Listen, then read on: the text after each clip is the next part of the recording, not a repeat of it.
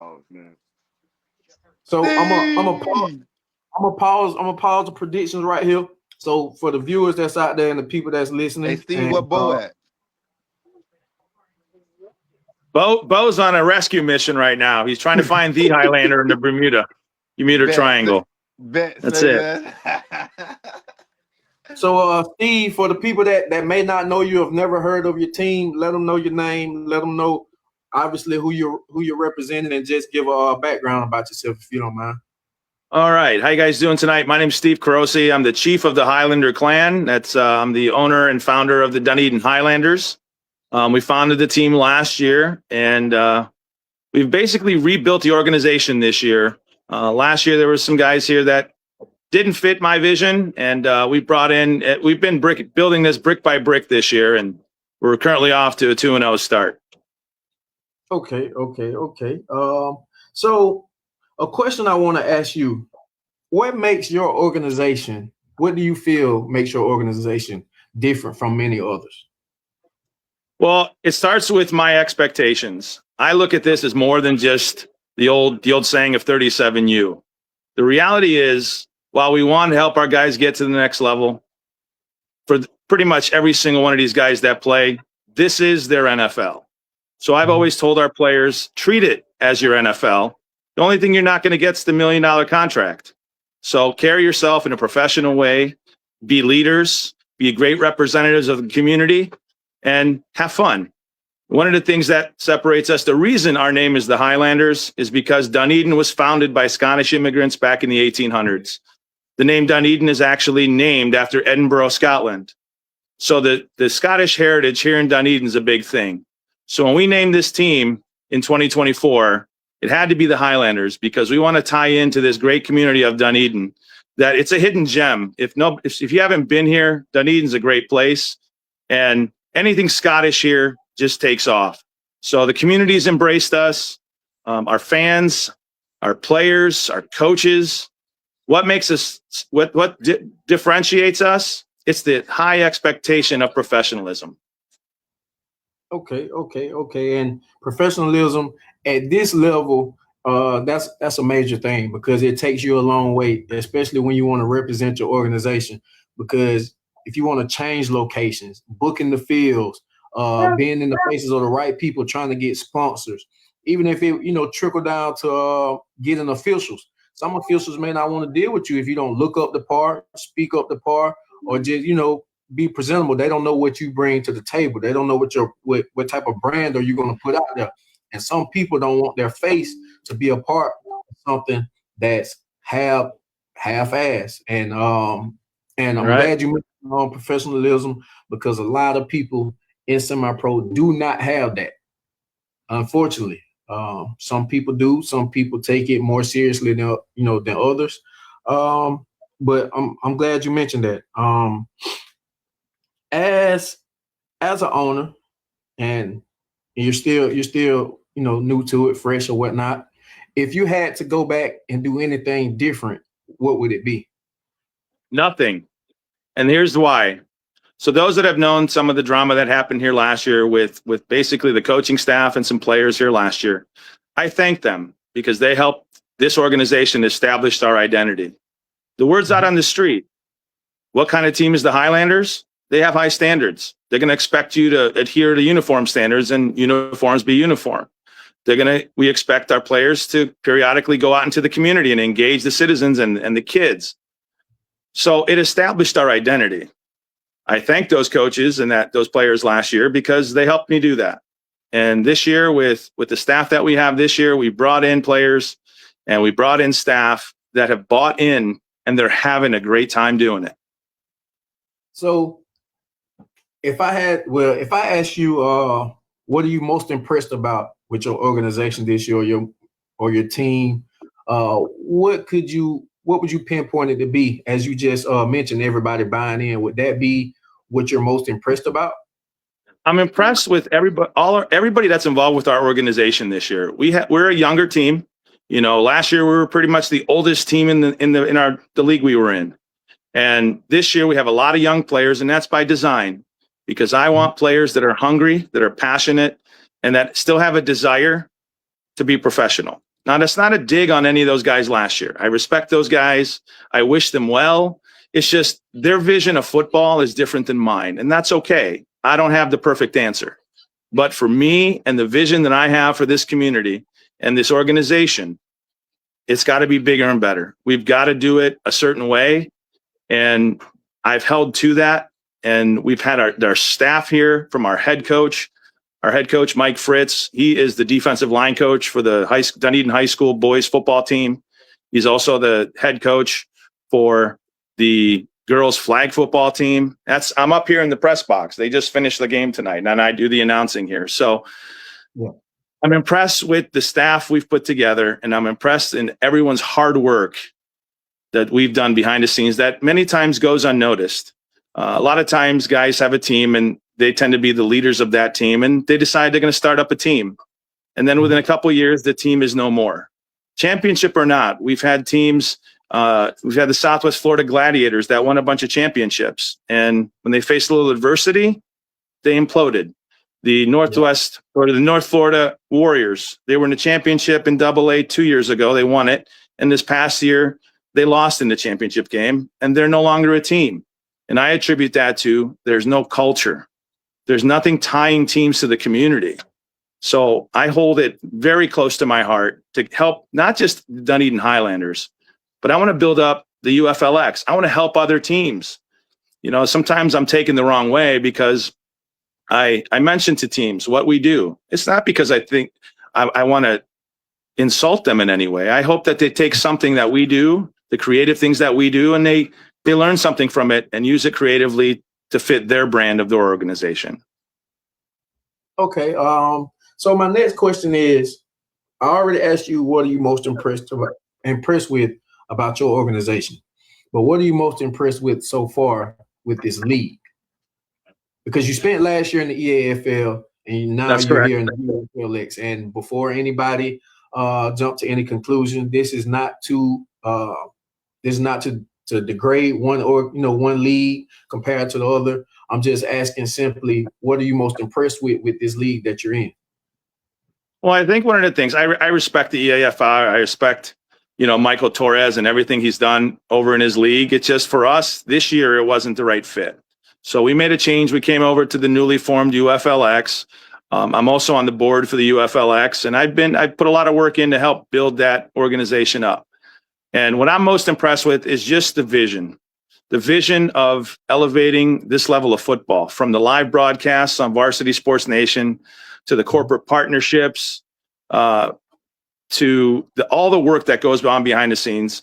I have a special shout out to Brent from the Capos. He's also on the board, and the work that he puts in behind the scenes, Commissioner Mack. I mean, it's a lot of work to run a league. And we went from no teams to 24 teams in Florida. And we have vision to get bigger next year and branch out in other states.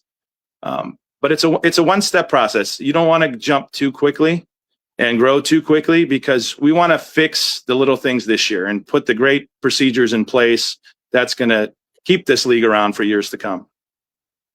Okay. I don't want to dig too much into, your plans, but is there any big, events or ideas that you envision in the future that we can expect? Well, the Dunedin Highlanders, I don't say this, I don't pull punches. We have the best game day experience in this part of the country. I can't speak for further away because I don't know, but I speak for this part of the country. We have the best game day experience because I want to put on a show, not just for the players, but for the fans, for the community.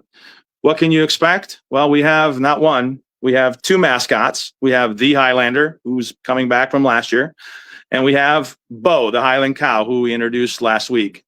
Bo is currently on a rescue mission right now because the Highlander is trapped on an island in the Bermuda Triangle right now. So we're hoping to get Bo back soon. Bo back and the Highlander back. Maybe this weekend, maybe not. Stay tuned.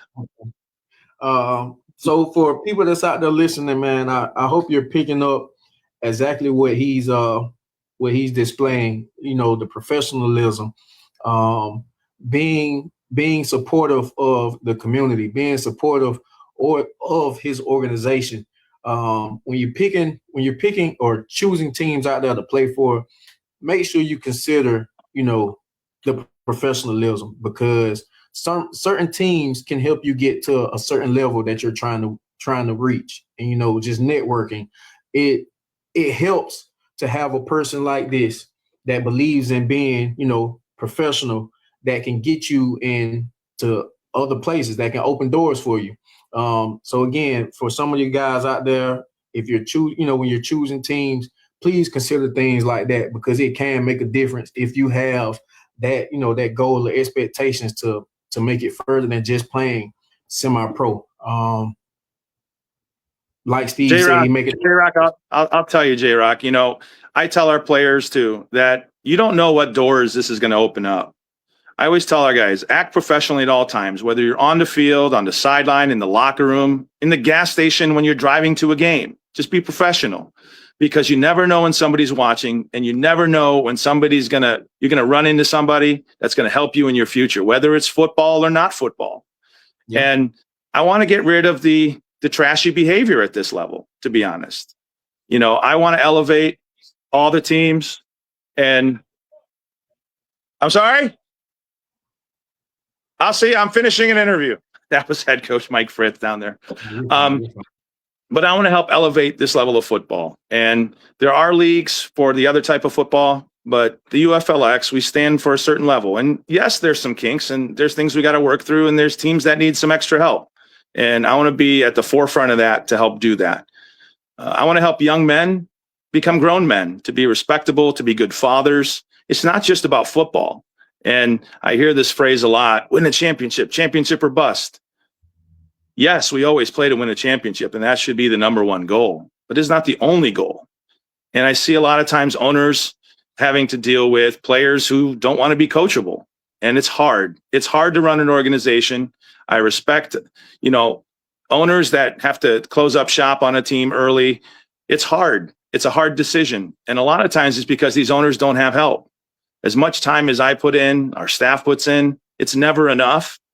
And it's we don't get the reward for what we do, but we just keep on going. That's true. And speaking back on going back to what you said about, you never know who's watching. You never know who you may come in contact with. A simple conversation can take you a long way. I learned that in college in one of my classes. My professor, she made us do a video. It was called Elevator Talk. Elevator ride usually lasts at most 30 seconds. Yep. And we had to sit down and basically conduct a 30-second conversation as if you're in an elevator, because you never know what that conversation may lead to in the future. So for some of you guys that plan on going to the next level or plan on doing something different, like he said, it doesn't necessarily have to be football when an opportunity presents itself. It doesn't have to be football, but just knowing how to carry yourself, knowing how to display, the correct character. Sometimes certain organizations like yourself, like yours, will push people to conduct themselves in a different manner just because they know the type of person that they play for. That goes a long way. So you got to Jrock, 1.2 Jrock. I was at a game this past week, a UFLX game, and there was a scout there. Some of you might know him. Former NFL receiver for the Houston Oilers, which is now the Tennessee Titans franchise, Ernest Givens. He's a college scout. And we had a conversation. I haven't seen him in a number of years, but his comment to me was he wants to see players who are acting professionally, because he said if he sees players out of uniform, if he doesn't see pants down below the knees with knee pads on, he said he doesn't even bother looking any further, because he wants guys ready for the next level. There's no time to teach them to be ready for the next level. So I challenge all the players who want to get to the next level to carry yourself accordingly. Because if the time you're going to turn it on is when you get the $1 million contract, you'll never get that chance. That's true. A lot of people don't know how far it goes when you speak on professionalism. Like my brother, he played for the Seahawks. It's certain things that they can't wear. that will cause you to be on the sideline, that'll cause you to be fined. And it's just as simple as your socks, the length of your socks. So if you're not able to do what's asked of you on this level and you're not being paid for it, then then who wants to put money in your pocket and still not be able to listen to them? It doesn't change. You're gonna be you regardless. So you might as well develop that habit now. Construct yourself now in the proper way. And then if that opportunity presents itself, you rather be prepared than have to get prepared. Right. Absolutely. So with this big game that you have coming up, there's a big game, Jrock. What big game are you talking about, Jrock? What big game you're talking about? So what would be your prediction score-wise for this game? Well, I have the utmost confidence in our team. I think they're growing every week. Do we have to work out some mistakes? Absolutely. But I have a lot of confidence in our team. I know we're going to win this game. It's going to be a close game, though. I have a lot of respect for Safari and the Florida Wave, and they're going to come in here and they're going to give us a good game. And it's going to be a tight game, but I think we're going to pull it out in the end. My projection is 24 Highlanders, 19 for the Wave. 24-19. I'm gonna jot that. I'm gonna jot that down. Write that down. I got it right here. 24-19. 24-19. So my last question. This is going to be a hard one, right, Jrock? Nah, I don't want to. I'm not gonna make it too difficult. I just like having good conversations. That's all. Yes, sir. Yes, sir. So from year one to year two, what have you learned as an owner? I've learned to bend a little bit and still keep things within the confines. I'm a perfectionist. If those who don't know me, I'm a perfectionist. I'm always striving. And it's hard for me to pass on responsibility. But the reality is I have to, because it's just too much to do by myself. We have currently 62 players on our roster. We have almost 30 on our staff between coaches and volunteers, and nobody gets paid. And I used to be told in the past, you can't get people to do something if they don't get paid. And I wholeheartedly disagree, because when these players pay their fees to be part of a football organization, they're not paying for playing time. They're paying for the football experience. Their effort is going to determine playing time. And you know what? I just had that same conversation with someone earlier this week, and I told them the same thing. They mentioned the uniforms, paying for the uniforms. I said, you're not paying. I said, you're not paying to get on the field, because your skill, what you bring to the table, is what's going to get you on the field. You paying for the experience. Same thing. You're paying for the experience. You're paying for your uniform. That's what you're doing. What you do as a player is what's going to get you on the field. But regardless of what, if you're willing to pay that money, then that means you're a part of something that's greater than just you as an individual, and you have to be, receptive to what comes with that. And if that's just being, playing your role, then hey, that's what you signed up for, because obviously you believe in the process, you believe in the dream, you believe in something enough for you to pay your fees to this organization when there's tons of organizations out there. Right. Well, unfortunately, I think some teams fail because players don't buy in. Players get together, they team jump, and I've said, there's a group of guys, and it's not the same guys every year, but just generally speaking, they bounce from team to team every year. They don't buy into the team. They have their own agenda. And then the owner, a lot of times, is a new owner, and he's trying to succeed, but the players aren't buying in. And I'll use the Tampa Bay Chargers as an example. Darius Smalls started off and, branched off from the Pirates, and he went and he started the Tampa Bay Chargers. And he had a lot of great players that he signed, but they didn't buy in. And the team kind of fell apart before it ever got off the ground. I've had deep discussions with Darius, and he has a lot of great ideas. And I hope that he's one day has a chance to put those into fruition, because he, like me, is very creative and outside the box. And he just needs players that are going to buy in, and it's tough. It's tough. It's a tough decision to have to make when you don't have enough players, or you don't have players buying in, to have to shut down an organization, especially before it ever gets off the ground. So I challenge all the players with all the teams, just buy in, pick a team and give it all your heart for that season. And you never know, you might have a damn good time and not win a game, but it's about the experience. It's about how you grow. So what I usually do is, if you don't mind, I ask whoever I have on, to just give me their opinion on the predictions. We only have 4 more games. We only have 4 more games. You don't have to go into detail what you think of the game if you don't choose to. If you don't choose to, you can just simply say who you believe is going to win.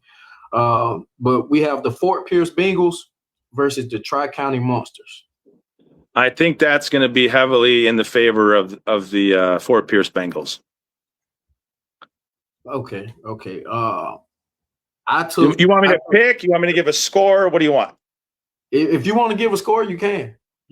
I'm going to say Bengals 38, Monsters 6. Okay, Bengals 38, Monsters 6. I'm gonna jot that down. Write them down. All right, I took the Monsters this game. Honestly, you did. I was really indecisive at first. What was your prediction on the score? Really, I didn't have a score. I really think it'll be a low scoring game. I could see anywhere from it being 12-6. That close. Well, I love close games personally. That's one of the things that, both of our games this season have been close games. I don't like winning by a lot. I don't like losing by a lot. The fans don't like it. So let's have some good competitive games. I'm all in favor of that.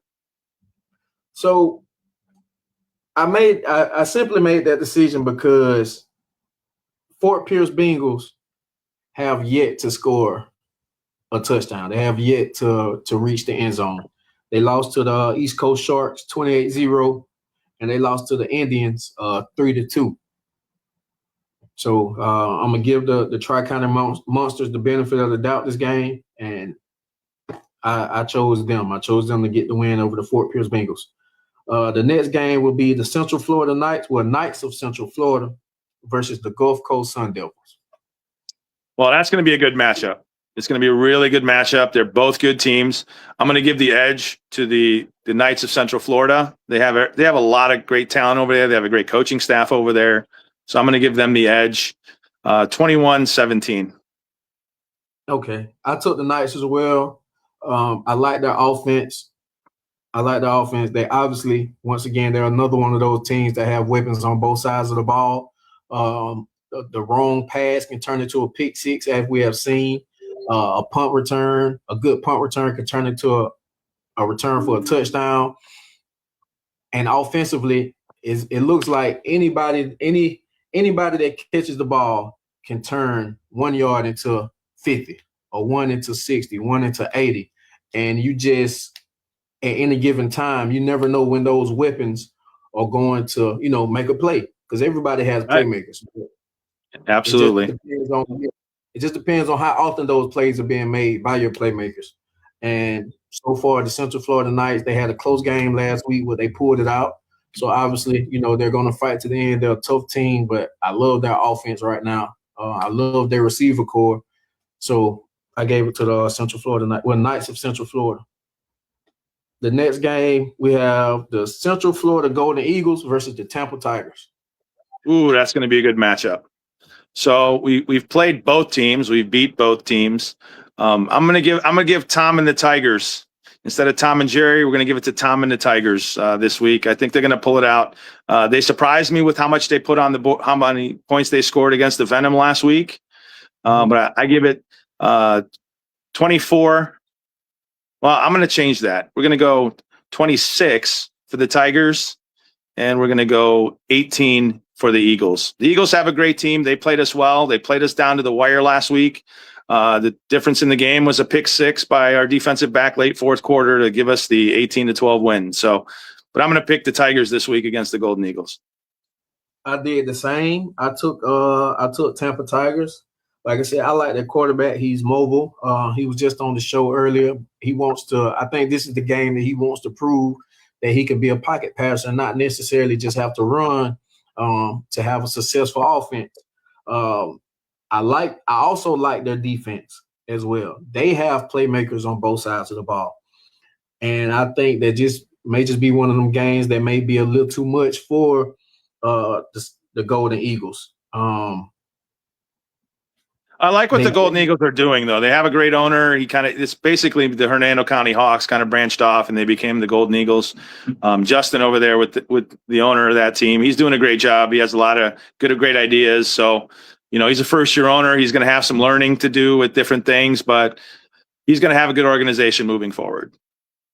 I think that game will come down to who can minimize the big plays. I think both sides are going to make big plays, but who can minimize it, from it happening to them. Because Central Florida Golden Eagles, when they played the Florida Cougars, they did the same thing. They had some big plays, and that came to make them successful for the game. Tampa Tigers, if I had to do a score, I usually don't do scores. I'll say 22-14, Tampa Tigers. Going to be a close game. Last game of the week, Gainesville Ducks and the Backwood Ballers. I'm going to go with the Ballers. The Ballers have a great team, and I think they're going to put points on the board. I think they're going to hit 30. Final score 30-9. Yeah, I'm taking the Ballers too. I don't think it's going to be a close one. Hey, Jrock, take a look who I got here. This is Eric. He's on the custodial staff here at Dunedin. You're on a broadcast here right now. He does a great job here helping get our game field ready. I'll flip this around. There's our stadium all ready to go for this Saturday night. It's a beautiful stadium. The grass is a little brown, but that's the winter drop. Nothing is wrong with that. Nothing is wrong with that. There's not too many places now where you can find a good grass field. That's it. So Eric does a great job here. He works with us. He's always in communication with us. So I want to give a special shout out to you, buddy. Thank you. Okay. Yes, sir. Hey, appreciate you, man. Appreciate you. Anytime. I'm gonna go Ballers with a blowout win. I think the run game would be too much for them. They do have an offensive line. They also have a defensive line as well. They have a good secondary, and I haven't seen much from the Gainesville Ducks that make me say anything different. So right now I'm gonna take the Ballers with at least